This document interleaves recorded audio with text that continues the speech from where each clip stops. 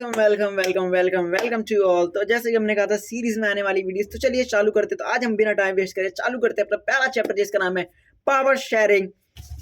Social science की बात कर रहा हूँ मैं, बाद में कोई बच्चे कहेंगे पता नहीं क्या बात कर रहा है, क्लास 10th की सोशल साइंस की बात कर रहा हूँ। तो पावर शेयरिंग सबसे पहले हमारे सामने टॉपिक आते हैं बेल्जियम और श्रीलंका का। तो अभी हम पहले कौन से पढ़े? पहले हम बेल्जियम पढ़ेंगे क्योंकि सब पहले ही बेल्जियम ही पढ़ते हैं। तो हम सबके साथ नहीं चलेंगे। देखो एक और चीज़ करते हैं, ट्राई करते हैं एक चीज़, ठीक है। क्लोज योर आइज, आप सारे अपनी आंखें बंद करो।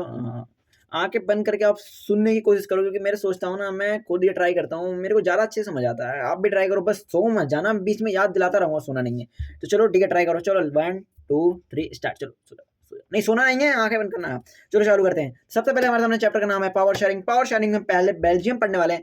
बेल्जियम की बात करें तो बेल्जियम में डच और फ्रेंच दो लैंग्वेज बोलने वाले रहते थे। डच बोलने वाले कितने रहते थे? 59%। कहाँ रहते थे? फ्लैमिश रीजन में रहते थे।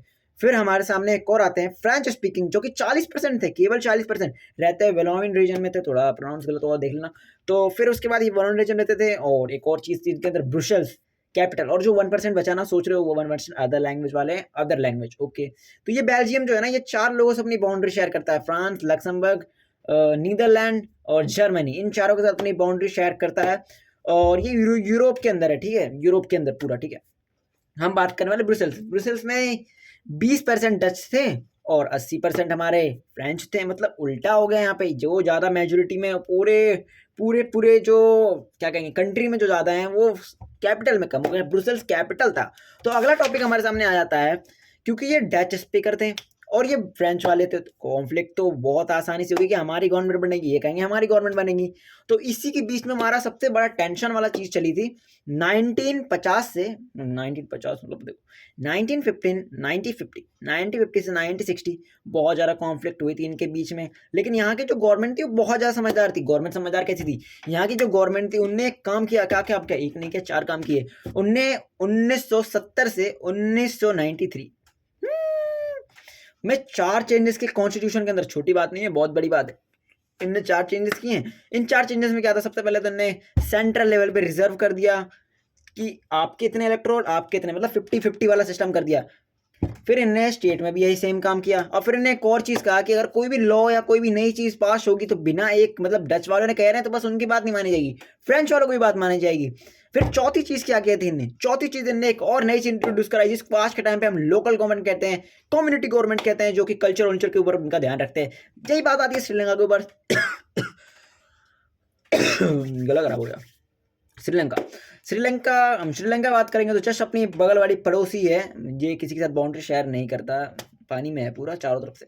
हाँ, तो श्रीलंका लगभग श्रीलंका हरियाणा जितनी पॉपुलेशन है, एरिया वाइज भी लगभग हरियाणा जितना ही है।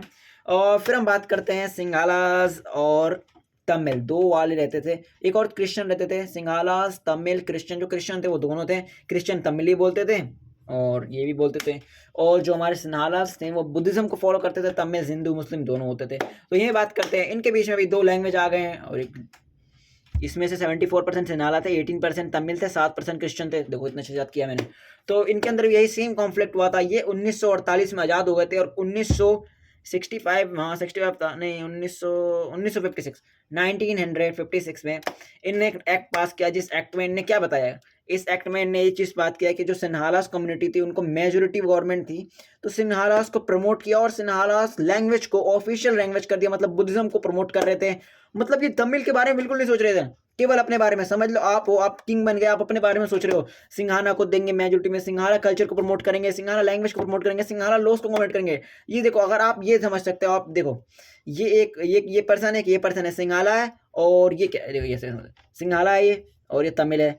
इसकी तरफ थे वो, इसकी तरफ नहीं थे। जॉब अगर हम चाहेंगे तो जॉब में इसको मिलेगा, इसको बिल्कुल नहीं मिलेगा जॉब, इसको जॉब मिलेगा, ठीक है। तो इसी तरीके से प्रमोट करते थे।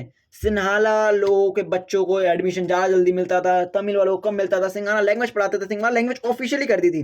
फिर इससे हमारे तमिल लोगों को आया गुस्सा। तमिल लोगों को ये समझ आया, अगर आपको कोई भी कितना डिस्प्लेस करेगा, आपके ऊपर डोमिनेंस करेगा, तो आपको थोड़ा बहुत तो यार बुरा लगेगा ही। तमिल को और ज़्यादा लगा, क्योंकि इनको हर सेक्टर में इनको बेइज्जती बुराई और इनसे अलग हो रहे थे। इसलिए इनने इसको अलग कर दिया। मतलब क्या कर दिया? अलग, तमिल को अलग कर दिया, सेपरेट कर दिया, बस अपने बारे में सोचते थे। इसको देख के तमिल को आया गुस्सा। तमिल को गुस्सा आया और तमिल ने अपनी एक पार्टी बनाई, पार्टी का नाम नहीं है कुछ, तमिल अपने एक साइड डिवाइड हुए, उनने कुछ डिमांड्स की और वो डिमांड्स बिल्कुल भी माने नहीं गए। डिमांड्स क्या थी वो बात करते हैं। इनने ये भी तमिल को ऑफिशियल लैंग्वेज करने की डिमांड की, ये इन्होंने नहीं किया। दूसरी डिमांड इनने की थी कि हमें सेपरेटेड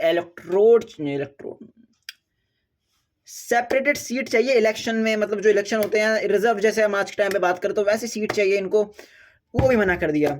इनने कहा भाई आप सारी चीज़ें हमारी मना कर रहे हो, कम से कम हमें इक्वालिटी दो। उनने कहा नहीं देंगे इक्वालिटी। सबसे आखिरी चीज़ उन्होंने मांगी थी, अगर आप हमारे लिए कुछ नहीं कर सकते तो कम से कम हमारे लिए सेपरेट कंट्री बना दो, हमें श्रीलंका से अलग कर दो। इनने ये भी मना कर दिया। ये मना होती बहुत बड़ी सिविल वार हुई, बहुत ज़्यादा सिविल वार हुई, लाखों लोग, करोड़ों लोग मरे, करोड़ों तो पॉपुलेशन नहीं थे, लाखों लोग मरे इसके अंदर। और ये हमारा हैप्पी एंडिंग नहीं, बहुत बुरा एंडिंग हुआ। तो चलिए हम बात करते हैं अब हमारा टॉपिक के बारे में, पावर शेयरिंग। क्या पावर शेयरिंग डिवाइस अच्छा है हमारे लिए?